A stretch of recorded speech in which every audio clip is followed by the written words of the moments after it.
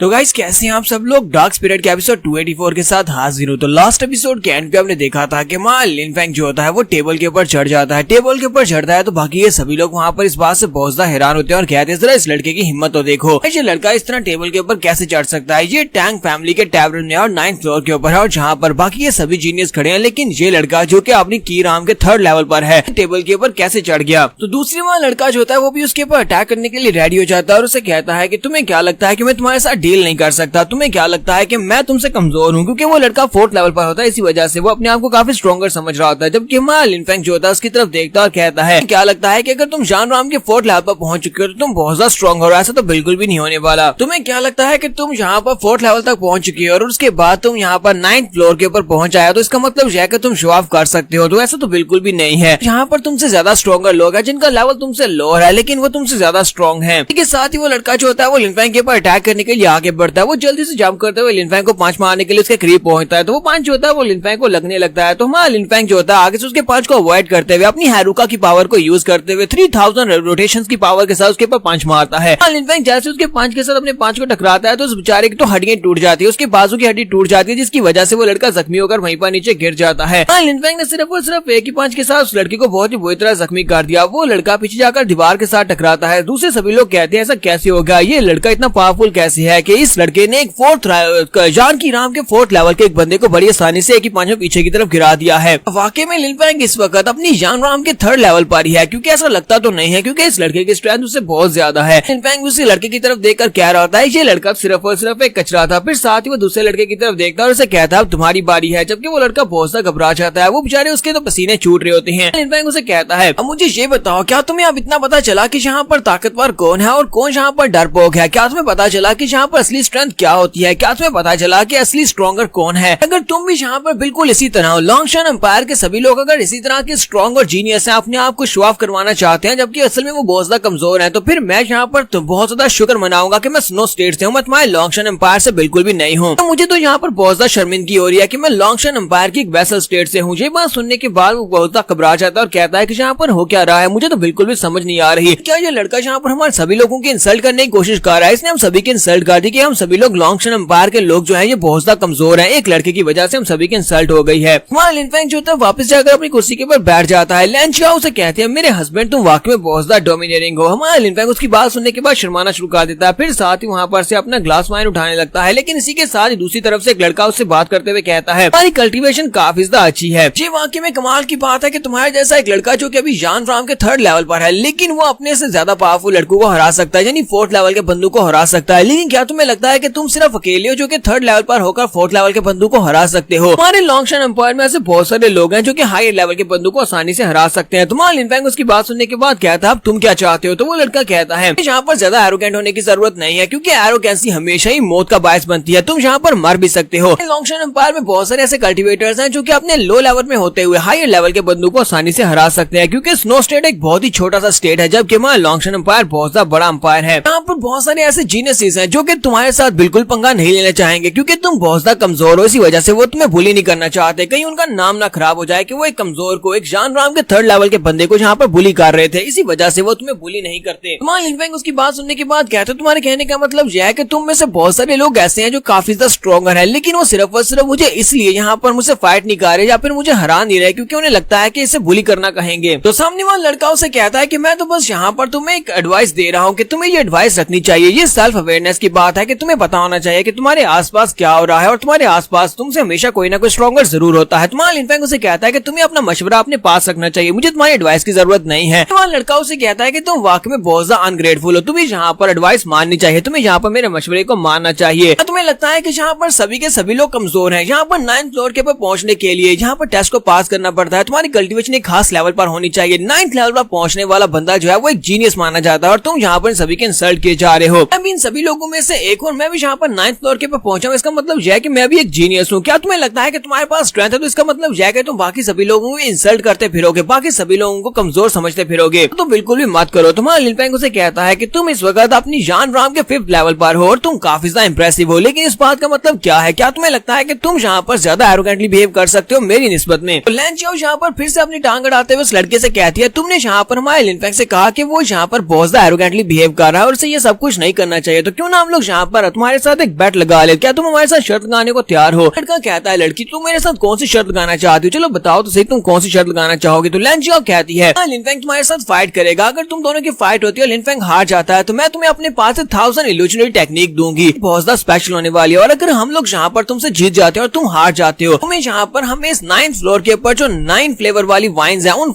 Wines के 2 set देने होंगे। जबकि लिनफेंग इस बात से काफी गुस्सा होता है और उसे कहता है लैन जियाओ जो तुम क्या कर रही हो, तुम अपने आप से यहाँ पर फैसले नहीं ले सकती। दूसरी तरफ से वो लड़का जो होता है उसे कहता है कि मैं तुम्हारी शर्त को कैसे एक्सेप्ट कर सकता हूँ, क्योंकि यहाँ पर जो 9 कलर वाली 9 फ्लेवर वाली जो वाइन है उसके 2 सेट्स दे पाना तो बहुत ज्यादा मुश्किल है, क्योंकि यहाँ पर हर बंदे को एक बार में सिर्फ और सिर्फ एक ही सेट मिलता है, एक सेट नहीं बल्कि सिर्फ और सिर्फ एक ही फ्लेवर मिलता है। यहाँ पर पता नहीं कितनी बार आना पड़ेगा, आकर तुम्हारे लिए उन सभी सेट्स को इकट्ठा करना पड़ेगा। और ऊपर से रही बात यहाँ पर तुम्हारे पास है वो 1000 शैडो टेक्निक की, तो वो मैं बिल्कुल भी मेरे लायक नहीं है, यानी कि मैं उसमें इंटरेस्टेड नहीं हूँ, तो मुझे वो चीज नहीं चाहिए, हम लोग यहाँ पर बैट नहीं लगा सकते। दूसरी तरफ से वो लड़की जो होती है टैंग जूजू, वो उसे कहती है ठीक है मैं यहाँ पर तुम्हारी शर्त को एक्सेप्ट करती हूँ, मैं यहाँ पर तुमको लैन जियाओ से कहती है कि लैन जियाओ अगर तुम यहाँ पर हारती हो तो फिर तुम मुझे 1000 शैडो टेक्निक दोगी, लेकिन अगर हम लोग यहाँ पर हारते हैं यानी ये लड़का फाइट में हार जाता है तो वो 2 सेट्स मैं तुम्हें दूंगी। लैन जियाओ से कहती है चलो फिर ठीक है मेरी तरफ से तो फाइन है, हम लोग इस बैट को यहाँ पर रख सकते हैं, तो फिर ठीक है चलो फिर फाइट स्टार्ट करते हैं। यहाँ पर लिक्वार के 2 सेट्स मिलने पर वो दूसरा लड़का भी काफी ज्यादा खुश हो जाता है और कहता है ठीक है मैं भी यहाँ पर शर्त को एक्सेप्ट करता हूँ। उसे पता होता है कि अगर हारेगा तो उसे यहाँ पर कुछ भी नहीं देना पड़ेगा, क्योंकि हारने पर वार्ड है वो तो टैंक जूजू देने वाली है। तो वो कहता है तो फिर ठीक है मैं यहाँ पर इस शर्त को एक्सेप्ट करता हूँ। लिनफेंग से कहता है चलो आ जाओ, तुम्हारा लिनफेंग कहता है हाँ क्यों नहीं, मैं भी यहाँ पर तुम्हें पूरी तरह से सेटिस्फाई करूंगा। तरफ से वो लड़का होता है, दूसरी तरफ से वहाँ लिनफेंग होता है। वो लड़का वहाँ पर 1000 हैंड स्पेशल टेक्निक को यूज करता है और उसके पास से बहुत सारे पंचेस निकलते हैं जो एनर्जी से बने होते हैं और लिनफेंग की तरफ आगे बढ़ते हैं। वहाँ लिनफेंग आगे बढ़ने के बाद सिर्फ एक ही पंच मारता है, हमारा लिनफेंग का एक ही पंच और वो लड़का पीछे दीवार के जाकर टकराता है, वहीं पर बैठकर सोच रहा होता है इस लड़के का पंच बहुत ज्यादा पावरफुल है कि मैं जान राम के 5th लेवल पर हूँ, लेकिन ये लड़का 3rd लेवल पर होते हुए मुझे इतना पावरफुल पंच मार सकता है, तो उसका मतलब यह है कि मेरी जान भी ले सकता है। तो वो कहता है मैं हार गया। इसी के साथ ही लिनफेंग कहता है कि क्या यहाँ पर किसी और को मुझसे फाइट करनी है, मुझे नहीं लगता क्या मुझे यहाँ पर और फाइट करने की जरूरत है। तो जूजू से कहती है हाँ तुम इस शर्त को जीत चुके हो, ठीक है मैं तुम्हें 9 सेट्स दे दूंगी, वो वाइन के 9 सेट्स तुम्हारे हुए। इसी के साथ ही टैंक जूजू अपने पास से वो 9 सेट्स निकाल लेती है, वाइन के जो 18 जार्स होते हैं वो उनके सामने होते हैं। तो इसी के साथ ही लैन जियाओ वो सारे के सारे जार अपने पास रख लेती है और लिनफेंग से कहती है लिनफेंग चलो यहाँ से चलते हैं, और वो लिनफेंग को लेकर वहाँ से बाहर की तरफ चल पड़ती है। मिस जूजू वहाँ पर सोच रही होती है ये लड़का काफी ज्यादा टैलेंटेड है, स्नो एरिया की तरफ से इस लड़के को यहाँ पर कंपटीशन में सिलेक्ट किया गया है, इसका मतलब यह है कि ये लड़का कोई ऑर्डिनरी नहीं है बल्कि एक्स्ट्रा ऑर्डिनरी है। ये लड़का काफी ज्यादा टैलेंटेड तो है ही, लेकिन इसकी कल्टीवेशन लेवल काफी ज्यादा लो है, यानी कि ये 3rd लेवल पर है। अभी भी यहाँ पर हमारे लॉन्गशन एम्पायर में बहुत सारे हिडन टाइगर्स हैं जो बहुत ज्यादा पावरफुल हैं। इस लड़के का अगर उनके साथ सामना होता है तो ये लड़का हार जाएगा।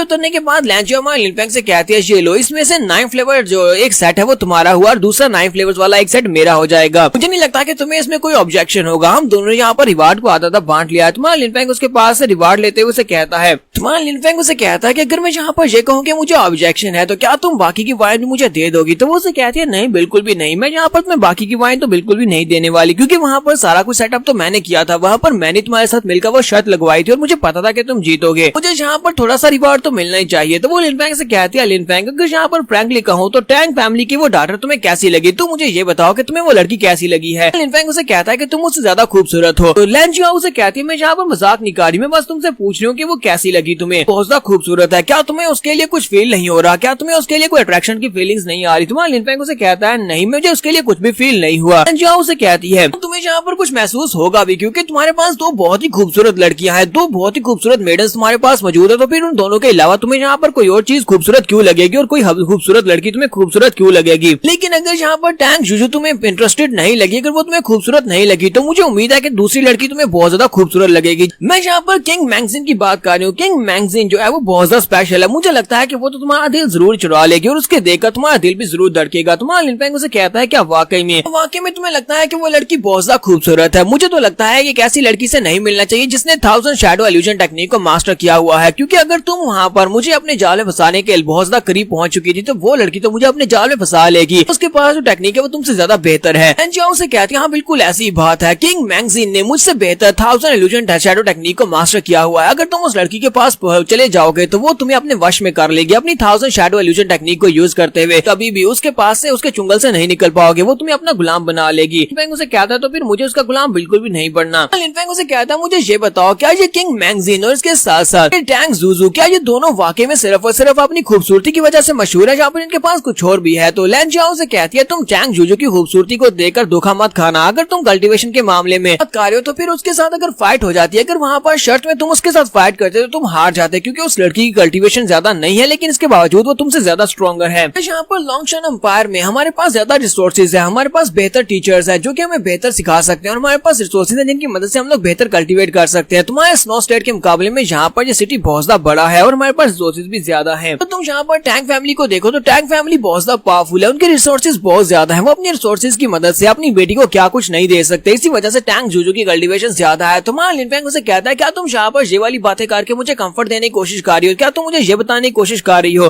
कि यहाँ पर लॉन्गशान एम्पायर मेरा सामना बहुत सारे पावरफुल कल्टीवेटर्स के साथ होने वाला है और मैं उनके मुकाबले में कुछ भी नहीं हूँ। लेंजिया उसे कहती है कि हाँ मैं यहाँ पर यही करने की कोशिश कर रही हूँ, क्योंकि मुझे लगता है कि अगर तुम्हें यहाँ पर सब कुछ पता चल गया कि लॉन्गशान एम्पायर के जो कल्टीवेटर्स हैं वो तुमसे ज्यादा पावरफुल हैं, तो फिर तो तुम इस कंपटीशन में हिस्सा भी नहीं लोगे, तुम कहोगे कि मुझे कंपटीशन में हिस्सा नहीं लेना। हाँ लिनफेंग उसकी बातें सुनने के बाद सोच रहा होता है कि जी तो यहाँ पर सिर्फ और सिर्फ लॉन्गशान एम्पायर की बात हो रही है, इस तरह के 13 और एम्पायर्स है, 13 एम्पायर्स के लोग इस बार कंपटीशन में हिस्सा लेने के लिए आने वाले हैं। सारे के सारे एम्पायर्स जिनके बारे में कुछ पता भी नहीं है, वहाँ से यहाँ पर जीनियस आएंगे और सभी जीनियस से फाइट करना होगा। इसका मतलब यह है कि ये फाइट बहुत ज्यादा मुश्किल होने वाली है। नहीं है, मुझे यहाँ पर उस बंदे से भी फाइट करनी है जो कि अपने स्नो स्टेट से है, एक इतना पावरफुल कल्टीवेटर यानी कि वू डाओ से फाइट करनी है। वू डाओ यानी फर्स्ट प्रिंस वो बहुत ज्यादा स्ट्रॉन्गर है। लिनफेंग लैंजियाओ से पूछता है मुझे ये बताओ कि ये दोनों टैंक जूजू और इसके साथ साथ किंग मैंगजीन ये दोनों ही एम्पायर में इनकी रैंकिंग क्या है, तो वो उसे कहते हैं इन दोनों की रैंकिंग टॉप 3 पे है। साथ ही वो यहाँ पर रैंकिंग से बारे में थोड़ा सा बताती है और उसे कहती है कि लॉन्गशान एम्पायर में यहाँ पर 4 सबसे ज्यादा पावरफुल हैं लोग जो कि यहाँ पर रैंकिंग पे हैं। तो चौथे नंबर पर जियान चैन है, जियान चैन से तुम पहले मिल चुके हो, चैन तुम्हारी स्नो स्टेट में भी गया था डेलीगेशन टीम का हिस्सा बनकर। और दूसरे नंबर पर जूजू और उसके साथ साथ किंग मैगजीन है, ये दोनों ही दूसरे और तीसरे नंबर पर हैं, लेकिन अभी तक कोई भी ये नहीं बता सकता कि दोनों में से ज्यादा पावरफुल कौन है, क्योंकि दोनों की कल्टीवेशन पिछले कई सालों में काफी ज्यादा बड़ी है। तो यहाँ पर हम लोग अपने लॉन्गशान एम्पायर के नंबर 1 की बात करें, रैंक नंबर 1 के ऊपर जो बंदा है वाकई में बहुत ज्यादा पावरफुल, बहुत ज्यादा टेरिफाइंग है। वो लॉन्गशान एम्पायर की रॉयल फैमिली से है, रॉयल फैमिली से है, वो जुन फैमिली से है जिसका नाम जुन मोजी है। मैं तो बस यहाँ पर तुम्हें 4 एक्सेप्शनल टैलेंट्स की बात कर रही हूँ, जिसके अलावा यहाँ पर लॉन्गशान एम्पायर में बहुत सारे हिडन टाइगर्स हैं जिनके बारे में हम लोग जानते भी नहीं है। हो सकता है कि वो कंपटीशन के दौरान ही अपनी अपीयरेंस दे और हो सकता है कि पिछले कई सालों में कई लोगों ने अपने टैलेंट को इतना बढ़ा लिया हो, इन चारों को भी हरा सकते हैं। इस बार कंपटीशन में काफी कुछ अजीब होने वाला है। इनफैक्ट उसे कहते हैं तुम्हारा बहुत बहुत शुक्रिया मुझे यहाँ पर इतनी सारी इन्फॉर्मेशन देने के लिए। लैंजियाओ उसे कहती है तुम्हें यहाँ पर थैंक यू बोलने की जरूरत नहीं है, बहुत ही जल्दी कंपटीशन स्टार्ट होने वाला है, तुम्हें यहाँ पर अपने माइंड को रिलैक्स करना चाहिए, जाओ बाजार में जाकर घूमो फिरो। या फिर मुझे ये बताओ कि तुम इस वक्त कहाँ पर जाना चाहोगे, मुझे टियानलोंग सिटी काफी अच्छे से पता है, बताओ तुम कौन सी जगह पर जाना चाहते हो। तुम्हारा लिनफेंग उसे कहता है तुम यहाँ पर मेरे लिए थोड़ी देर इंतजार कर सकती हो, मुझे यहाँ पर अभी भी वाइन की जो 9 बॉटल्स मिली हैं, इन सभी की वाइन को मुझे अपनी बॉडी में एब्जॉर्ब करना है ताकि मैं इन सभी की एनर्जी को भी अपनी बॉडी का हिस्सा बना सकूं। ट्रिप तक जाने तक मुझे अपने आप को यहाँ पर एनहांस करना होगा, अपनी स्ट्रेंथ को बढ़ाना होगा। मैं सारी की सारी वाइन को अपने लिए ब्रेक थ्रू के लिए यूज करना चाहता हूँ। लिनफेंग और लैंजियाओ वहाँ से सीधे अपने होटल रूम के अंदर आ जाते हैं। होटल रूम के अंदर आने के बाद लैंजियाओ से कहती है क्या तुमने वाकई में वो सारी की सारी सोल स्प्रिंग ड्यू को अपनी बॉडी के अंदर एब्जॉर्ब कर लिया जो तुमने वहाँ पर पी थी। तुम्हारा लिनफेंग उसे कहता हाँ तो मैंने वहाँ पर उसको अपनी बॉडी के अंदर कंज्यूम किया था, लेकिन उसको अभी तक एब्जॉर्ब नहीं किया। जो उसे कहती है क्या वाकई में तुमने उस सैक्रेड डिवाइन को अपनी बॉडी के अंदर अपनी बैली के अंदर बचा कर रखा हुआ है ताकि तुम बाद में फ्री टाइम में बैठकर उसको एब्जॉर्ब कर सको। लिनफेंग उसे कहता है हाँ क्योंकि वो एक स्पिरिचुअल एसेंस थी, इसी वजह से मैं उसे वेस्ट कैसे कर सकता था। यहाँ पर हालात कुछ ऐसे थे कि वहाँ पर बैठकर उसको एब्जॉर्ब करना बिल्कुल पॉसिबल नहीं था, इसी वजह से मैंने उसे अपनी बैली के अंदर स्टोर करके रखा हुआ है स्पिरिचुअल की लेयर के अंदर, ताकि अब जबकि मैं उसे ओपन करके उसे दोबारा से यहाँ पर एब्जॉर्ब कर सकता हूँ और बड़ी आसानी के साथ उसे अपनी बॉडी का हिस्सा बना सकता हूँ। तो लैंजियाओ उसे कहती है चलो ये तो बहुत ही अच्छा हो गया, ठीक है अब तुम यहाँ पर बैठकर अपने आप को कल्टीवेट करवा सकते हो, मैं यहाँ पर बाहर रुकूंगी और बाहर रहकर देखूंगी कोई यहाँ पर तुम्हें डिस्टर्ब ना करे। मां लिनफेंग उसी वक्त अपने पास से वाइन निकालता है और उस वाइन को एब्जॉर्ब करना स्टार्ट करता है। तो वो वाइन को एब्जॉर्ब कर रहा होता है, इसी वक्त लैंजियाओ भी इसके पास ही खड़ी होती है। लैंजियाओ ये देखकर काफी हैरान हो रही होती है कि लिनफेंग जो होता है वो बड़ी तेजी के साथ वहाँ पर वाइन को अपनी बॉडी में एब्जॉर्ब कर रहा है। लिनफेंग उसको एब्जॉर्ब करने के बाद कहता है कि ये काफी ज्यादा अच्छा है, मुझे अब काफी ज्यादा अच्छा महसूस हो रहा है। लैंजियाओ उसे यहाँ पर सारी बॉटल्स के बारे में बताती है कि ये बॉटल्स के अंदर जो कुछ भी है वो कितना ज्यादा स्पेशल है। वो उसे वाइन के बारे में बता रही होती है। वो सारी डिटेल्स बताने के बाद उसे कहती है ठीक है मैं तुम्हें बिल्कुल भी डिस्टर्ब नहीं करूंगी, मैं बाहर जा रही हूँ। दरवाजा बंद करके बाहर चली जाती है। उसके बाहर चले जाने के बाद मां लिनफेंग अपने पास 9 की 9 बॉटल्स निकाल लेता है। वो सारी बॉटल्स बाहर निकालने के बाद मां लिनफेंग उन सभी के अंदर से उस वाइन को बाहर निकालता है और सारी की सारी वाइन को अपने मुंह के अंदर पी जाता है, अंदर से पिया जाता है। तो उसे पीने के बाद सारी की सारी को वहाँ पर एब्जॉर्ब करने लगा है, तो उसकी बॉडी के अंदर जबरदस्त एनर्जी निकल रही होती है। तो मां लिनफेंग कहता है कि मैं यहाँ पर सन की पावर को यूज करूंगा इस सारी की सारी को अपनी बॉडी के अंदर कंटेन करने के लिए। उसके अंदर से जब जबरदस्त एनर्जी निकल गई तो मां लिनफेंग के सारे कपड़े फट जाते हैं और इसी के साथ ही उसकी बॉडी के अंदर से बहुत ही पावरफुल एनर्जी निकल रही होती है। तो मां लिनफेंग यहाँ पर अपनी सन टेक्निक को अपग्रेड करने की कोशिश करता है। टेक्निक की मदद से वो सारी एनर्जी को अपनी बॉडी के अंदर एब्जॉर्ब कर लेता है और उसके उसके बाद वहाँ पर वो आंखें खोलता है और उसका ब्रेक थ्रू कंप्लीट हो जाता है। तो मा लिनफेंग ने यहाँ पर अपना ब्रेक थ्रू कंप्लीट कर लिया। तो मा लिनफेंग यहाँ पर अपनी आंखें जब खोलता है तो वो कहता है मुझे लगा ही था कि मैं इस वाइन की मदद से इसकी एनर्जी को यूज करते हुए अपना ब्रेक थ्रू कर सकता हूँ। वाकई मैंने ब्रेक थ्रू कर लिया। मा लिनफेंग इस वक्त अपनी जानराम के 4th लेवल तक पहुंच चुका है। लिनफेंग दरवाजा खोलता है, बाहर आ जाता है। जैसे ही वो बाहर आता है तो बाहर पहले से लैंजियाओ खड़ी होती है। लैंजियाओ उसे कहती है मुझे बताओ कि इन सभी का असर कैसा था, क्या तुम्हें अच्छा मजा आया? तो मा लिनफेंग उसे कहता है मुझे बहुत ज्यादा मजा आया है। इस सारी की सारी 9 बॉटल्स की मदद से मैंने ब्रेक थ्रू कंप्लीट कर लिया है। तो लैंजियाओ उसे कहती है कि मेरे पास और 9 बॉटल्स हैं, अगर तुम चाहो तो तुम इन सभी को भी यूज कर सकते हो। इन सभी को यूज करते हुए तुम अपनी कल्टीवेशन को बढ़ा सकते हो, इससे तुम्हारा लेवल और बढ़ जाएगा, तुम्हें कंपटीशन में काफी ज्यादा मदद मिलेगी। तुम्हारा लिनफेंग उसे कहता है नहीं तुम्हें ये मुझे देने की जरूरत नहीं है, खुद भी यहाँ पर ब्रेक थ्रू करना चाहिए क्योंकि तुम्हारी कल्टीवेशन भी काफी ज्यादा लो है। अगर तुम चाहो तो तुम अंदर जाकर कल्टीवेट कर सकती हो, तुम इनको एब्जॉर्ब कर सकती हो, मैं यहाँ पर बाहर आकर तुम्हें गार्ड करूंगा। लैंजियाओ उसे कहती है नहीं मैं इसे फिलहाल के लिए नहीं यूज करने वाली, मैं इसे किसी और अपॉर्चुनिटी के लिए बचा कर रखूंगी। यहाँ पर हम लोग अपनी एपिसोड 285 का एंड करेंगे। एपिसोड की एक्सप्लेनेशन अच्छी लगी हो तो कमेंट करके जरूर बताइएगा। चैनल को सब्सक्राइब कर दे, वीडियो को लाइक और शेयर कर दे। शुक्रिया।